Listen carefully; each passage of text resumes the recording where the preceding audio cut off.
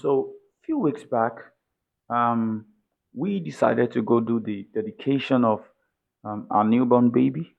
And before then, she's been getting a lot of gifts, a lot of clothes, quite a lot of compliments. People saying, "Wow, our skin looks fresh." She's clean, fair in complexion, and all those that beautiful baby, all those things. And yeah, that was going on. And so when we decided to do the dedication, we went to church, and then everything was set. The baby was looking nice, dressed out well. She was even wearing matching, matching clothes and all that. We got to church, and we discovered that we're four that we ought to, do dedication that same day. All right, so that's not a big deal. Just for cool. So at that point where they called us out, that okay, now it's time for your dedication and all that. So the thing that happens in church, you go back to dance forward. So we went back to dance forward, and then we saw the other babies. I mean, everything was nice until I saw the other babies. And then one nonsense mind started speaking to me. One nonsense voice started speaking to me. The devil is a stupid boy. One nonsense voice started speaking to me. And guess what? Started saying, "You see, can't you see that baby? The skin is looking so fresh and clean. The baby is looking robust. Check the quality of their clothes. Check this, check that." Whew, God. Do you know at that very moment, the whole beauty and compliment people give to my baby, everything just went right before my eyes. My baby, the quality of my baby's clothes started diminishing before my eyes. The beauty of my baby reducing my eyes. Then I knew something is wrong here. This can't be right. So I discovered that that wasn't my thought in the first place. That was not my thoughts. It was the devil bringing it to me and wants me to make it mine. So I said no. So I shut the thought down, literally. Thank you, Holy Spirit, for that. I shut it down. Now, this is where I'm going. I know we say a lot of no weapon fashioned against me shall prosper, no weapon fashioned against me shall prosper. Even many unbelievers know the scriptures. Quite good. But do you know there are weapons already fashioned against us that are prospering? Big time. I mean, big time. We don't think much of these weapons because they don't seem big, like the big name weapons, like the battle, family battle, the lost, the family patterns, all those kinds of big name weapons, class A weapons. So we don't think too much of these weapons. But hey, these weapons I'm talking about, they are deadly and they have widespread already because we don't think too much of them. That's the problem. And one of these weapons was what happened to me in church that day. And that's what comparison. Thank God for the Holy Spirit that I could shut it down. Me, my baby is beautiful. The most beautiful baby in the world. But the moment comparison came in, that beauty vanished.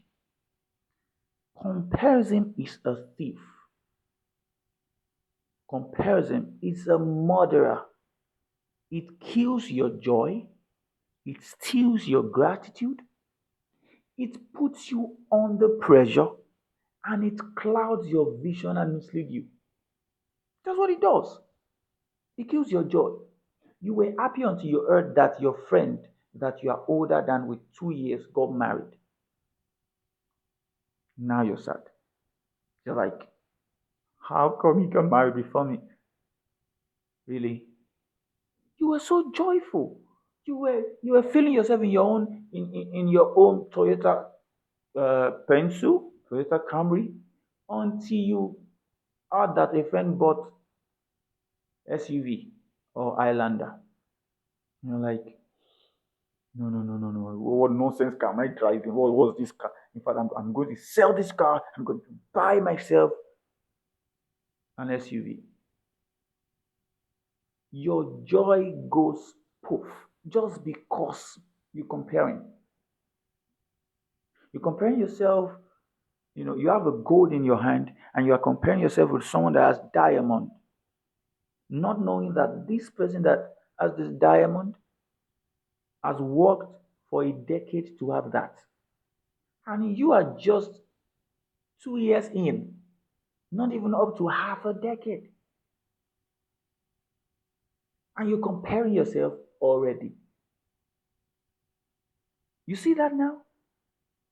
You're comparing your own seed with somebody else's harvest.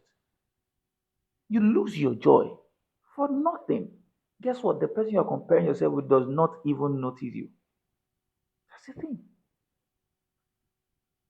So when you check sometimes, the reason why you're sad is because you are placing your life side by side somebody else's life.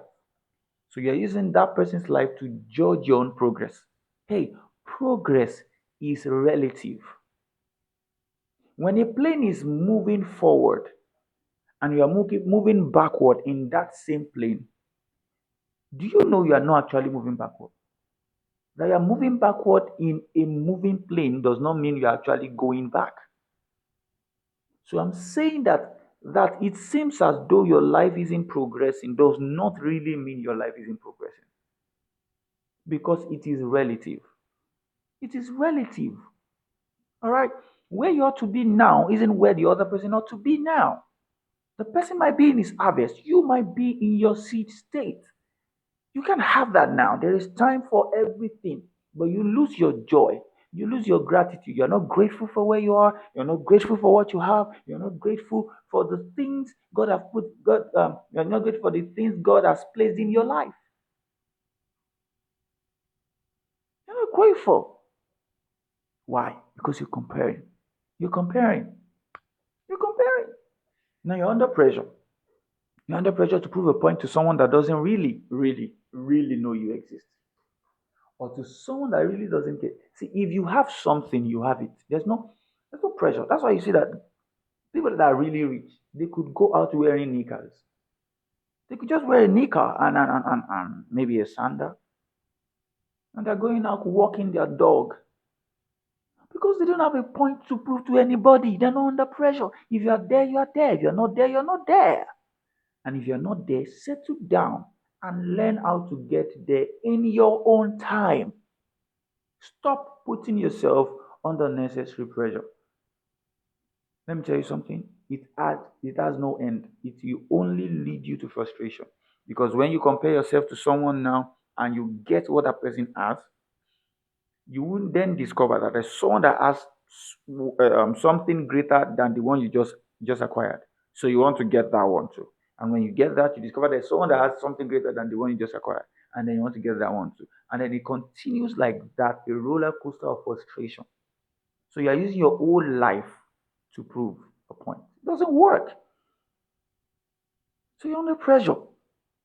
And you start working with somebody else's timeline, you start working with somebody else's blueprint. And that means you can never arrive at your own destination. You can't follow somebody else's blueprint and arrive and get your own kind of building. You get what I'm saying? So comparison, it clouds your vision and it misleads you. You get to a point where you wonder and ask yourself, how did I get here? And that's just one of the deadly, deadly, most deadly weapon fashioned against us. Another one is distraction. This one sounds like, oh, what's distraction? I mean, come on, we can undo that. You can't undo it. You've not been handling it. Yeah, because if you've been handling it, how come you are 2 hours, 3 hours on a particular app and you're scrolling, scrolling, and guess what you're doing? I'm telling you how wood is made, and I'm like, okay, so this how wood is made. Are you a carpenter? Why are you watching how wood is made? I'm telling you, this is how gum is extracted and fabricated. doing that. And you have not even structured the algorithm in such a way that it will only bring to you things that will improve the quality of your life. If you structure the algorithm that way, it's good. But even at that, it has to be managed because there are some other things that need to be done. The actual work needs to be done. And guess what? Trouble will catch you unaware. It's called decoy. As you're busy wasting your time, uh, swiping up and down, and the time is ticking and talking, and you don't know. Some people are busy doing things behind the scene. They are busy injecting your livestock with things that will later kill you. They are busy buying your farmland to later do something that won't benefit you. They are busy developing viruses that will reduce the population of your country. A lot of things are going on behind the scene. That's what I'm saying. So all these apps and all that, they are only decoys. They are decoys. The guys that make this app, they don't actually use them like you do because they are busy thinking of another app to make. So that you get busy with that while they have a greater agenda. So trouble will come and you'll be totally unaware. Totally unaware. It's just like the story of the donkey and the carrot. The rider wants to get to a place. The donkey is being stubborn, you know, probably has a will of its own. So the rider gets on the donkey, puts a carrot on a long stick, and stretches the long stick right in front of the donkey. So the donkey tries to reach out to the carrot with his own mouth. And as he tries to do that, he keeps moving forward because he would never reach out to that carrot. He would never reach the carrot because the person holding it won't allow it. It's only a distraction. Before the donkey will know it, the donkey will be in the exact place where the rider wants it to be. So while you are distracted, busy wasting time on platform that does not really concern you, that does not really add to you, and not even setting the algorithm in the way that can favor you, you just discover that few years down the line, you are right where they want you to be. Where you are right now is where they want you to be. Those behind the scenes, you are where they want you to be. You are watching what they want you to watch. You are hearing what they want you to hear. You are seeing what I'm saying. Everything right now, you are being programmed by distractions. You don't even know. Everything is cruise. Every single thing is cruise. As you're cruising off, they are doing things. So I'm telling you that these are weapons that are already fashioned and they are prospering. Just to mention a few. So if you just watch this video, you should be sure that one of these things I said is happening to you, and you really, really need to work on that. Because if you don't work on it, you'll discover that it won't take hold of your life, and hey, that weapon will prosper if you don't take a step right now. All right, I'll see you in the next video. Peace.